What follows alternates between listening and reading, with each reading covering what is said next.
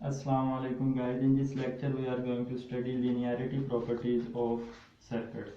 As we are studying linear circuit analysis, so there will be a linear relationship between the input of the circuit and the output of the circuit. And if this relation is linear, then it will must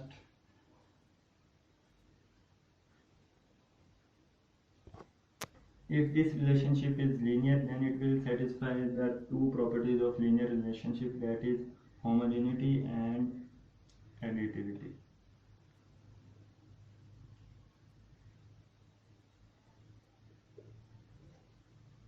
In this lecture we will explain what is homogeneity and additivity of circuits.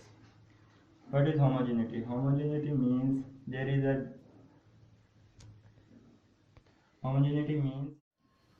f of kx will be equal to k times f of x. This is, and what does additivity means? It means if circuit has more than two or more inputs, for example x1 plus x2, then the output can be found by separately applying these two inputs.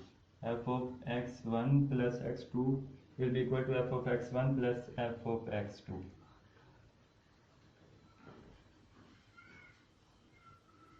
Homogeneity is also known as proportionality because the output is proportional to the input and there is a scalar multiple k that proportionality, it is equal to output but input is equal to k.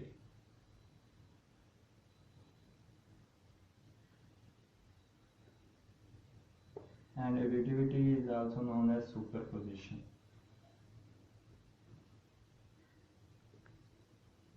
Now we will separately see what is proportionality and what is superposition. To understand the concept of proportionality, we are going to solve this example. We have to find V0 in the circuit. So we can see these two resistances are in series and we can apply voltage Vn rule to find the voltage here Va and this voltage Vb. Va will be the voltage across resistance R3. So Va is equal to, according to voltage Vn rule, this resistance will be in the numerator R3 divided by the sum of these two resistances R1 plus R3 multiplied by the source voltage Vs. Similarly, these two resistances are in parallel with these resistances and they are in series with each other, R2 and R4. And the voltage Vb is the voltage across R4. So we want to find the voltage across R4, which is equal to Vb. So Vb is equal to R4 divided by R2 plus R4 multiplied by the source voltage Vs. Because these two arms are in parallel, so their voltage will be equal to the source voltage Vs.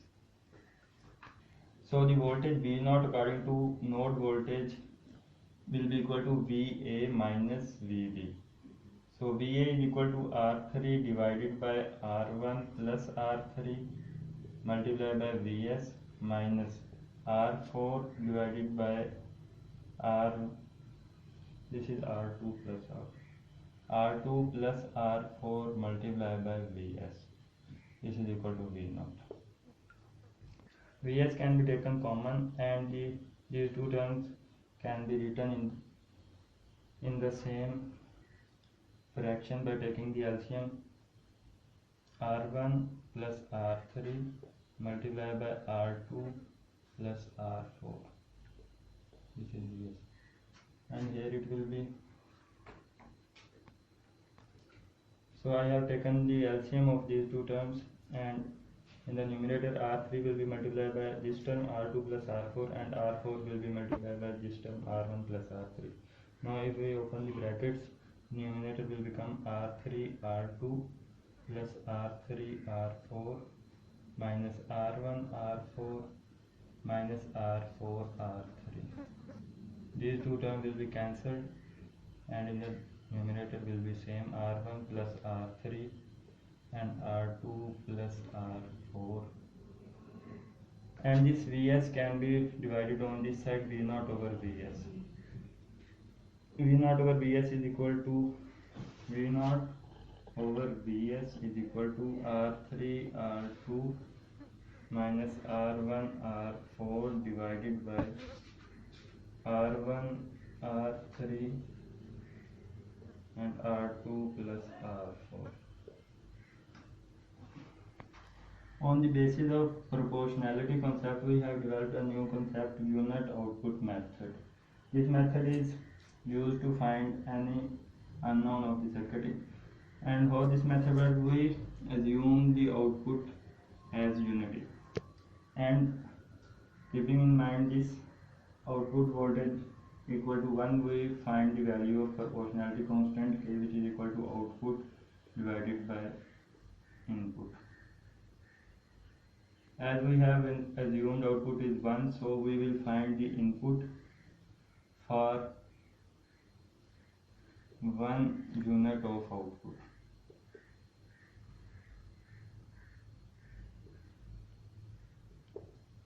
From this equation we will find the value of K, and then K can be used to find any output. Let's solve an example to understand the method of unit output method. So what we will do, we will assume V0 is equal to 1. We will assume V0 is equal to 1 volt, and then we will find the value of the current in this I0. From Ohm's law, I0 will be equal to V over R. V is equal to 1 volt and R is 20, so I will be equal to 0.05 ampere. As these two resistances are series, so similar current will be flowing from this resistance. Let's consider the current from this is I1, this is I2, and this is I3. So I1 is also equal to I0, and I0 is equal to 0.05 ampere. If current from this resistance is I1, then the voltage V1 will be equal to IR, I 0.05 ampere multiplied by the resistance, which is equal to 10 ohm, so it will be 0.5 volts. So if we want to find the voltage across this resistance using KVL, we can add the voltages, for example plus minus plus minus. If we will add the voltage of these two terms, these two elements, we can find the voltage across this. So V2 will be equal to V1 plus V0. V1 is 0.5 volts plus V0, we have assumed it 1 volt, so it will be equal to 1.5 volt across this resistance. The voltage across this resistance is 1.5 volt and the resistance is 15 ohm, so we can find the current I2, which is equal to V over R. V is 1.5 volts divided by resistance 15 volts, so it will be equal to, the current will come 0.1 ampere from this resistance. We can apply KCL at this node to find this current I3. I3 will be equal to I2 plus I1. So I2 is 0.1 ampere and I1 is equal to 0.05. So it will become 0.15 ampere from this resistance. Now we know the value of current and resistance. We can find the voltage across this resistance. So voltage V3 will be equal to 10 multiplied by 0.15 ampere. So it will become 1.5 volts. Now again, to find the voltage Vs, we can use KVL and we can add the voltage across this resistance and this resistance. So Vs will be equal to V2 plus V3. V2 is equal to 1.5 volts and V3 is also 1.5 volts. So Vs is equal to 3 volts. The formula K is equal to output beta input. We know the value of output. Output is 1 volt and input is 3 volt. So it will become, so this is our K, 1 over 3 is the value of K.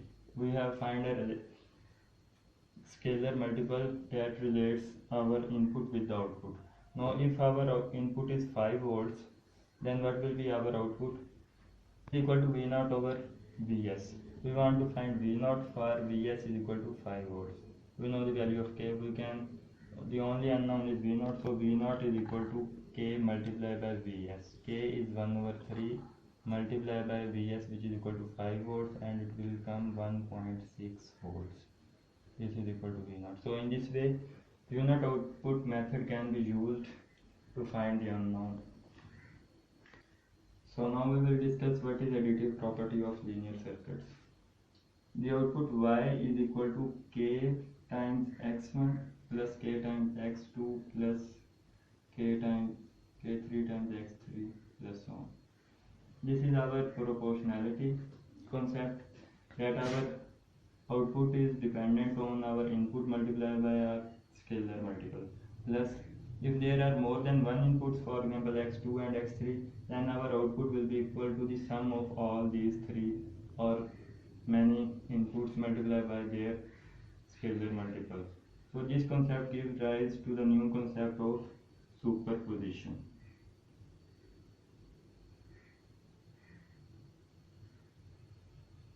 We will solve an example to understand what is superposition and how it helps us to find the voltage and currents of our circuit. So this is the circuit and there are two sources in this circuit. But additive property says that the output depends on the inputs multiplied by their scalar. For example, K times x1 plus K2 times x2. It means if there are two sources, then the output depends on their separate scalar multiples. So if we want to find V naught, we can apply KCL at this node. So we can assume all currents leaving. So I1 KCL on this node VA, node A, we will write the KCL equation. So I1 current is entering, so I1 will be equal to VA minus Vs divided by R1. I2 is leaving, so minus I0 plus I2 is VA minus 0 divided by R2, and this is equal to 0. So we will take the sources Vs and I0, which is equal to minus Is on the other side, so it will become, and we will separate the denominator also. So VA divided by R1 minus Vs divided by R1 minus I0 plus VA divided by R2 is equal to 0. We can take common VA from these two equations, from these two terms. 1 over R1 plus 1 over R2 multiplied by VA is equal to Vs over R1 plus Is. Now we will take LCM. R1, R2 plus R1 multiplied by VA is equal to Vs over R1 plus Is. VA is equal to V naught because this is the same node, the voltage at this node is Vs, so VA is equal to V naught. We want to find V naught, so we will multiply this term on the other side, like V naught will be equal to R1 R2 divided by R2 plus R1. This term will be inverted on the other side and will be multiplied with Vs over R1 plus Is. When this term is multiplied by this one, R1 will be cancelled and the remaining will be R2 Vs divided by R2 plus R1, plus when this term is multiplied with Is, it will become R1 R2 divided by R2 plus R1 multiplied by Is. This is equal to V naught. But this equation shows that the output is dependent on source 1 Vs. For example, this is K1 multiplied by Vs plus this is also a constant K2 multiplied by the source Is. So our output is dependent on both sources, voltage source and current source, with some coefficients K1 and K2. This is the basic of superposition rule. In this This is an example, and this example will help us to understand the concept of principle of superposition. As we have seen, the output is dependent on the scalar multiple of each input. So we can separately find the output from this source, and then we will find the output Vx from this because of this source, and then we will add both outputs and we'll find our Vx, the original Vx that we want to find. So how we to first of all we will so to find the voltage Vx with this source, we will short our this source, this dependent source. There is a concept that if there are voltage sources in our circuit and we want to apply superposition, the voltage sources are short circuited and the current sources are open circuited to find the unknown using superposition principle. So first of all we will short circuit this and find this voltage because of this source, then we will open circuit this current source and find this voltage because of this voltage source, and then we will add both results and we will find the actual Vx because of both of these sources. So to find the Vxi because of this current source, I have short circuited this voltage source. Now we will find this voltage. So after short circuiting this voltage source, these two resistances have become parallel to each other. So we can replace them with a single resistance, and as these two resistances are same, both of them are 100 ohms, so their parallel will be equal to 50 ohms. So these two can be replaced with 50 ohm resistance. Now these two resistances are also in series and they can be replaced with a single resistance of 100 ohm. This was 50, this was 50, so they can be replaced with 100 ohm resistance. Now these two resistances are in parallel and they are parallel to a current source. So we can apply CDR to find this current I0, for example. So I0 will be equal to 100 divided by 100 plus 100, 200 multiplied by 1.2. So these two will be cancelled, 1.2 divided by 1.2, so it will be 0.6. These are two equivalent resistance and 1.2 ampere current is going from this. So 0.6 will pass from this resistance, 0.6 will pass this from this resistance, and this resistance, if we go back, is the series of these two resistances, 50 ohms and 50 ohms. 0.6 ampere is current flowing from this point. And if we further go back, this resistance is parallel of two resistances of 100 ohms, and we want to find the current from this resistance. So 0.6 ampere current is here and these two are equivalent resistances, so 0.3 will go from this resistance and 0.3 ampere from this resistance. So Vxi will be equal to 0.3 multiplied by 100, that will become 30 volts. So now we have find our output because of this current source. Now we will find our output because of this voltage source, and then we will add them up to find our actual Vx. Now the current source is opened. It is replaced with the open circuit and the remaining circuit will be same. Now we will find this voltage plus minus Vxv because of the voltage source, and then we will add these two voltages, this voltage and this voltage, and the overall output Vx will be found. So this is our circuit. We can see these two resistances are in series and they can be replaced with a single resistance of 150 ohms.